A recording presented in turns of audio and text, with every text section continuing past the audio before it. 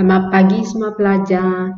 Okey, hari ini kita akan masuk ke bab 2. Jadi, bab ini adalah tentang sel. Dalam subtopik ini ada 5 perkara yang kita perlu kuasai. Yang pertama, sediakan slide haiwan dan tumbuhan. Dan dia sekaligus dengan yang kedua, kena pasti struktur yang wujud di dalam sel haiwan tumbuhan di bawah mikroskop. Dua ni tidak dapat dilaksanakan sekarang. So, tunggu kamu orang naik sekolah baru kita buat. So, fokus kita ialah pada 3, 4 dan 5. Yang ketiga, kita nak kena pasti komponen di dalam sel haiwan dan sel tumbuhan. Yang keempat, fungsi setiap komponen itu. Dan yang kelima, kita membanding bezakan sel haiwan dan sel tumbuhan. Ini adalah lanjutan dari sukatan tingkatan 1 bab 2. Okay, di mana kamu belajar tentang mitokondria, kloroplas dan sebagainya. Jadi, jom kita pergi tengok struktur sel haiwan dan tumbuhan. Okay, cabaran kita pada bahagian ini ialah yang pertama perlu tahu label setiap bahagian sel. So, ini adalah sel haiwan.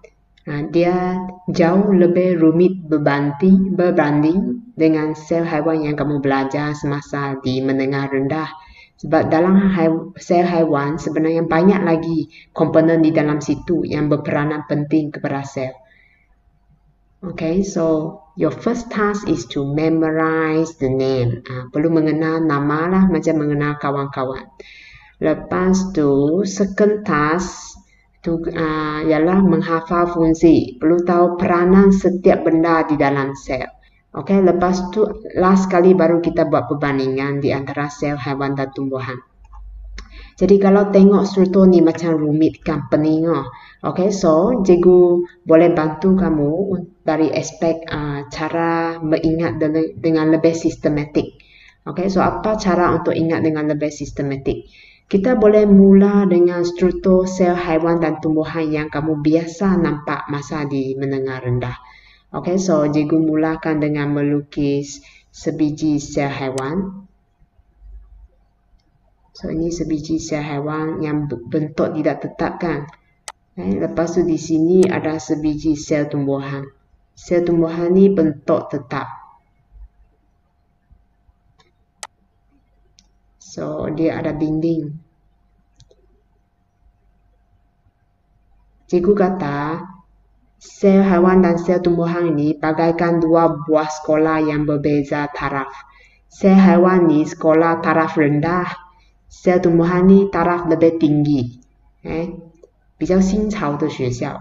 Okay, kenapa dikata begitu? Kedua-dua sekolah ini dia ada gate, dia ada pagar dia. Ini sel haiwan. Sebelah ni sel tumbuhan.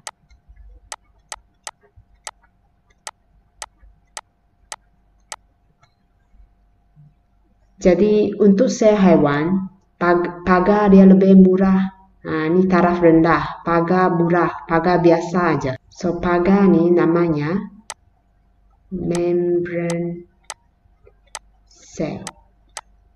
So dekat sel tumbuhan pun ada. Yang sebelah dalam ni pagar. Lapisan ini adalah pagar dia, membrane cell. Okay, so fungsi kan benda ni bagaikan pagar, 就好像学校的篱笆门这样哈。So fungsi dia mestilah berkait rapat dengan pagar. Pagar ni dia mengawal, memastikan orang jahat jangan masuk kan. So membrane cell pun sama, dia mengawal. Siapa yang boleh masuk, siapa tak boleh masuk.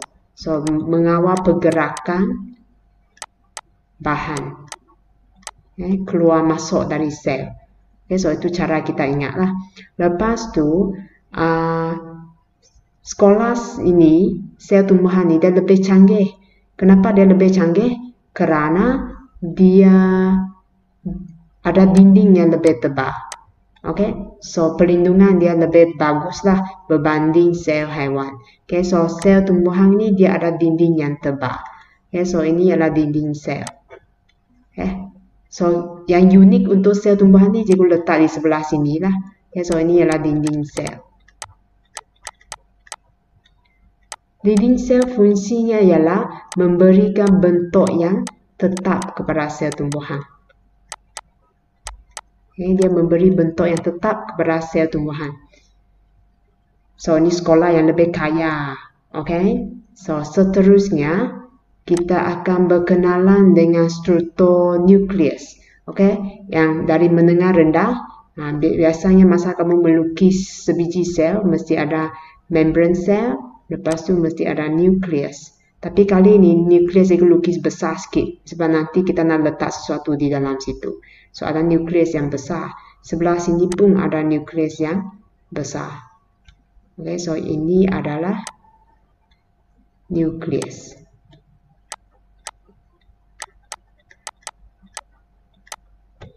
Okay, benda ketiga, kawasan sekolah.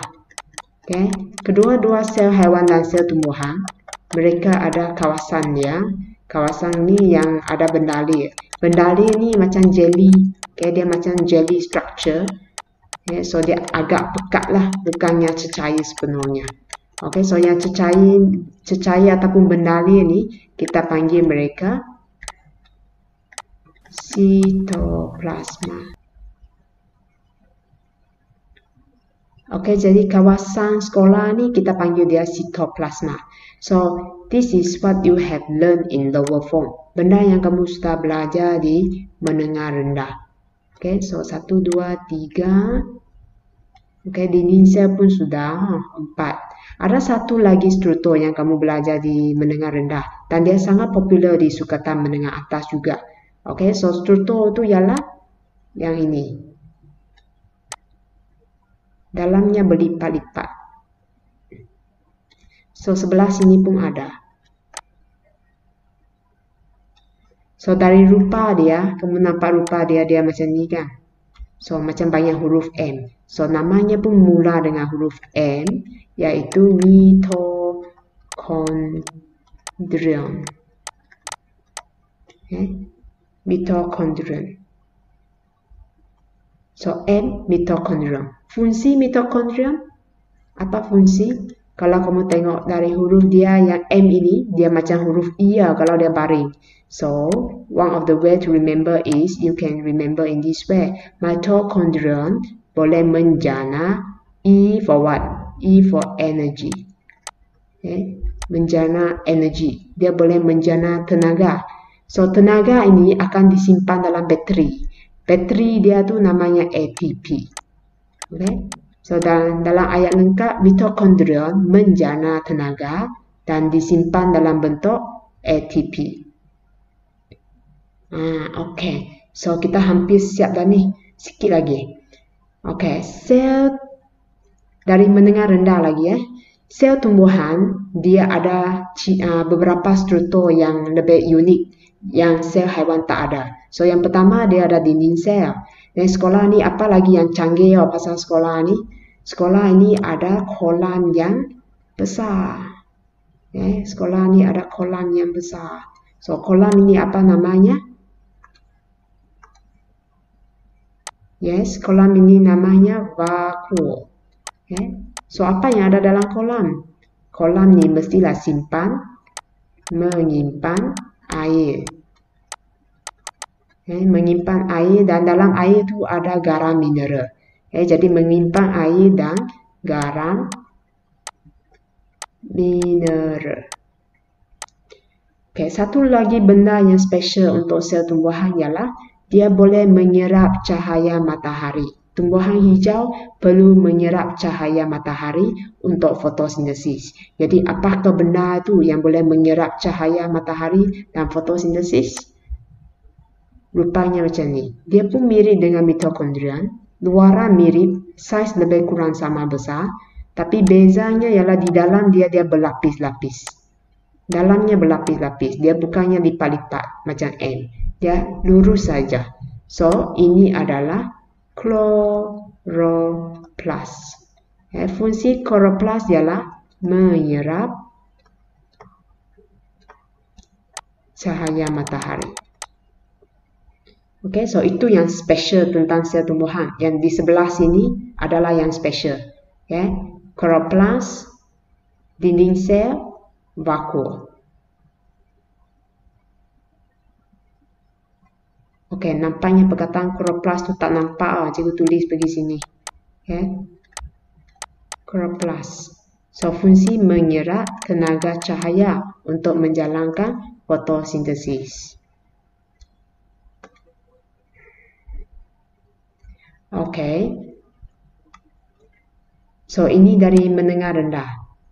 Pun banyak dah sebenarnya kamu belajar masa di menengah rendah. So, sekarang kita nak top up. Kita nak tambah lagi dengan beberapa struktur yang baru. Okey.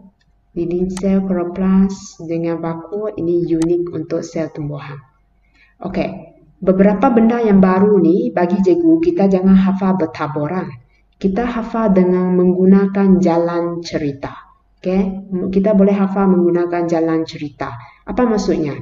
Okey, sebenarnya nanti di 2-3 bab kemudian kamu akan belajar tentang penghasilan enzim. Enzim itu diguna semasa pencernaan kan. Masa kita nak mencerna makanan, kita ada enzim pepsin, enzim amylase. So, macam mana enzim terhasil dalam sel?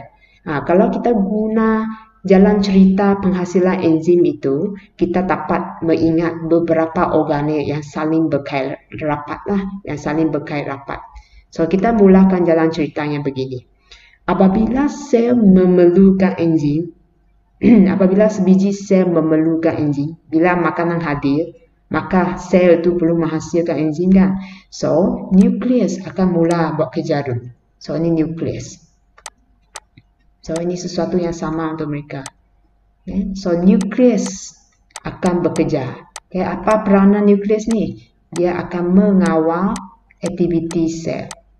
Okay. Dia akan keluarkan arahan. Okey, so sekarang perlu hasilkan enzim. Kan, nukleus akan mengeluarkan arahan. Lepas tu arahan ini akan dikeluarkan dalam bentuk mRNA. Ya, dia akan keluar dalam bentuk mRNA. Dia pun sesuatu yang macam berbenang macam ni. Tapi dia bukan dua benang. Kalau ikut ni tadi, satu benang. Sebelah sini ada dua lagi benang kan. So, ada dua berbenang. Kalau mRNA, dia satu berbenang saja. Dia macam ni rupa dia. So, mRNA ni, lepas dia mengambil maklumat dari DNA, okay, jadi dia akan keluar dari nukleus. Ya, dia boleh keluar. So, nukleus ni dia sebenarnya ada lubang-lubang lah di antara membran dia. Katakan ini nukleus. So, sebenarnya ada sikit lubang di sini. Okay. Dia akan ada lubang kosong di sini. Okay, ada ruang kosong. Jadi mRNA boleh keluar. Bila mRNA keluar ni, dia akan melekat kepada sesuatu benda di permukaan ini. Okay, dia begini rupa dia lah, yang berlapis-lapis dan bersambungan. Benda ini kita panggil dia sebagai, dia di dua-dua sel ada.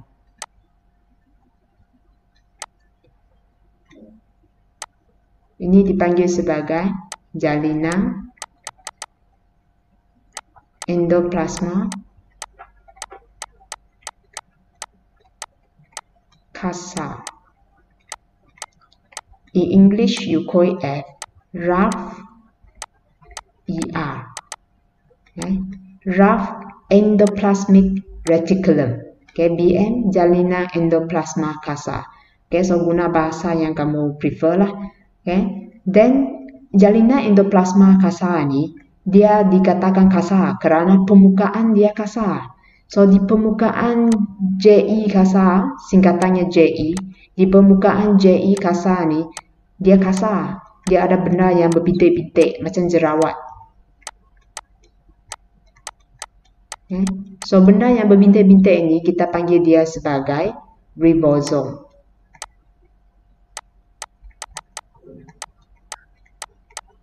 Ribosom, itu ialah nama jerawat dia lah. Okay. Jadi jalinan endoplasma casa, apa fungsi dia? Jalinan endoplasma casa ni, okay, dia sebenarnya mengangkut benda yang dihasilkan oleh ribosom. Apabila mRNA ni membawa mesej dari nukleus dan dia melekat kepada ribosom di sini, dia melekat kepada bahagian merah tu ribosom, jadi ribosom akan menghasilkan protein. Itu peranan ribosom. dia akan menghasilkan protein. Dari satu biji protein kita panggil sebagai asid amino, dia akan bergabung dan menjadi semakin panjang. Maka dia akan menjadi satu rantai yang kita panggil sebagai polipeptida. Rantai protein ni namanya polipeptida. Jadi polipeptida ini lepas dia terhasil, dia akan bergerak di dalam ruangan kosong ini sampailah dia sampai ke hujung jeti. Sampai ke hujung jeti ini. So, maksudnya mRNA membawa maklumat dari nukleus dan melekat kepada ribosom. Jadi ribosom mula menghasilkan protein. Yang rantai panjang namanya polipeptida. Ini salah ejaan tadi. Polipeptida. Dan polipeptida akan diangkut oleh benda ini iaitu JI kasar. Jadi fungsi JI kasar ni ialah mengangkut protein yang dihasilkan oleh ribosom. So dia akan angkut protein sampai ke bahagian jeti. So protein ni tak ada tempat nak gerak dah kan. So dia akan masuk dalam satu bag, naik satu ferry. Ferry ini namanya vesicle angkutan. Kerana dia mengangkut lah. Jadi namanya vesicle angkutan. Vesicle angkutan akan bergerak, dia bergerak pergi ke selun. Di sini ada sebuah selun. Selun ni untuk mendandankan. So selun ini dia akan, fungsi selun dia ialah untuk mengubah suai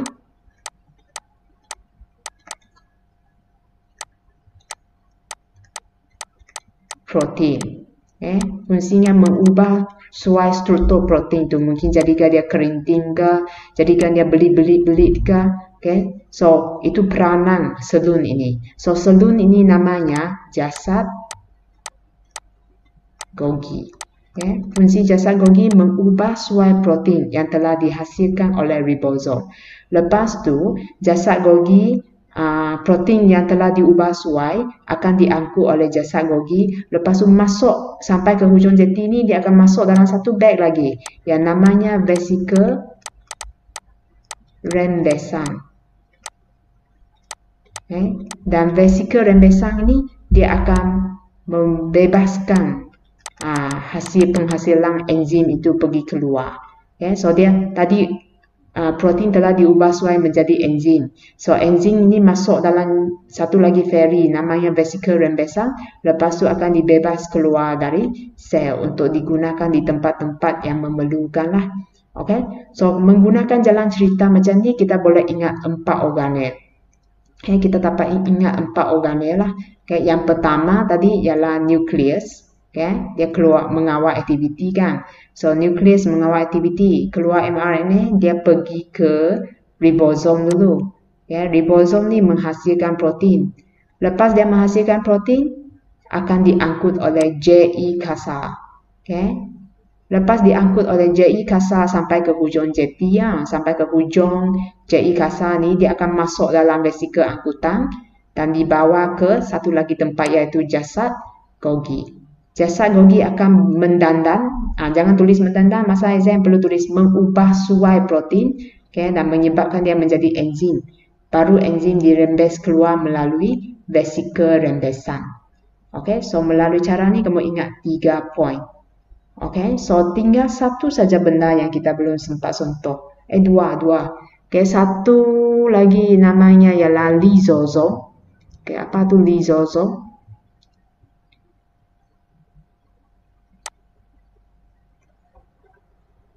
Mungkin cikgu lukis di sini. Lisosom.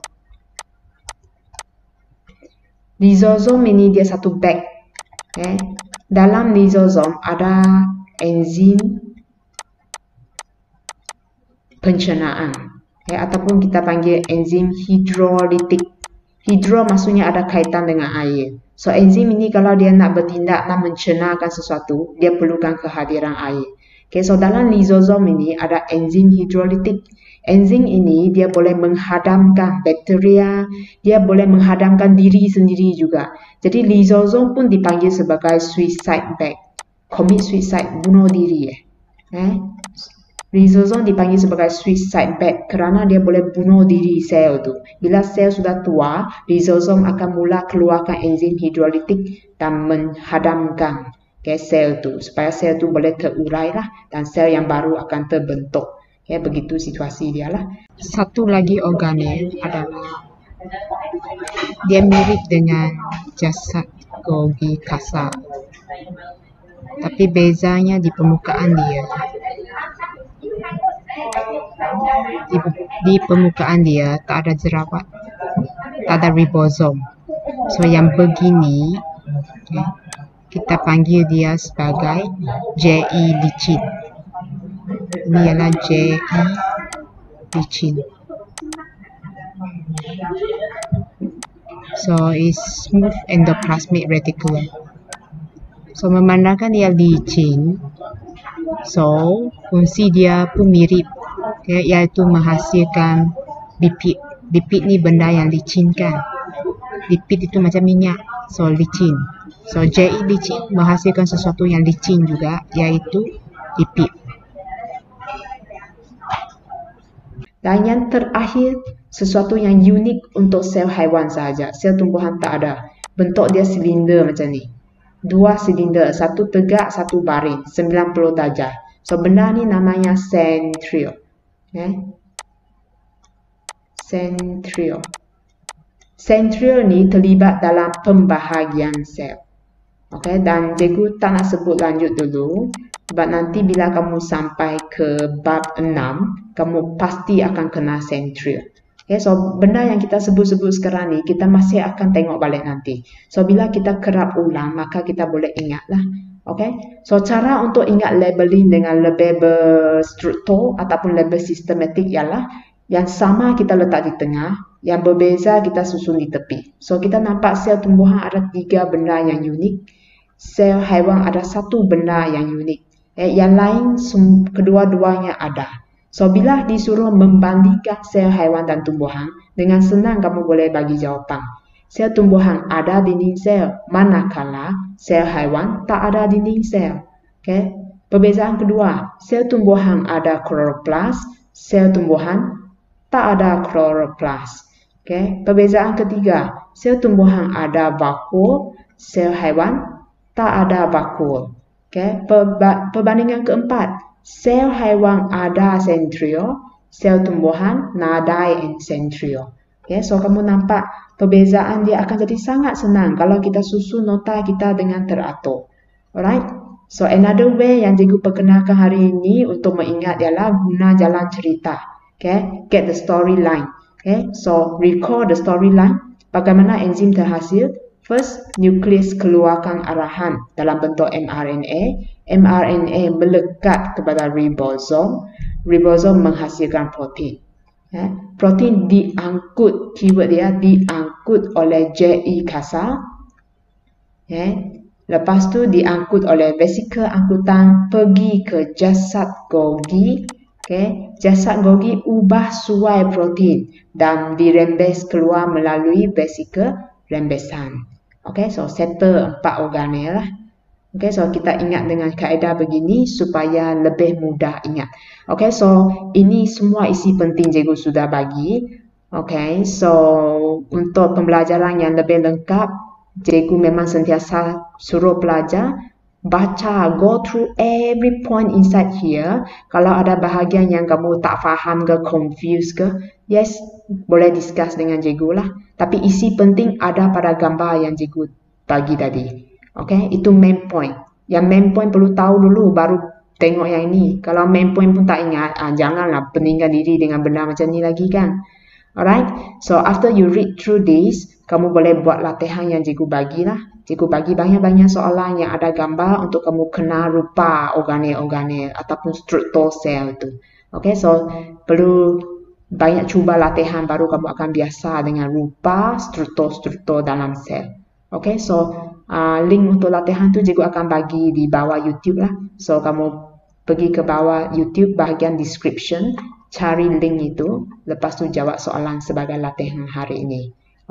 So satu latihan hari ini, buat latihan di dalam link. Google Form yang cikgu bagi.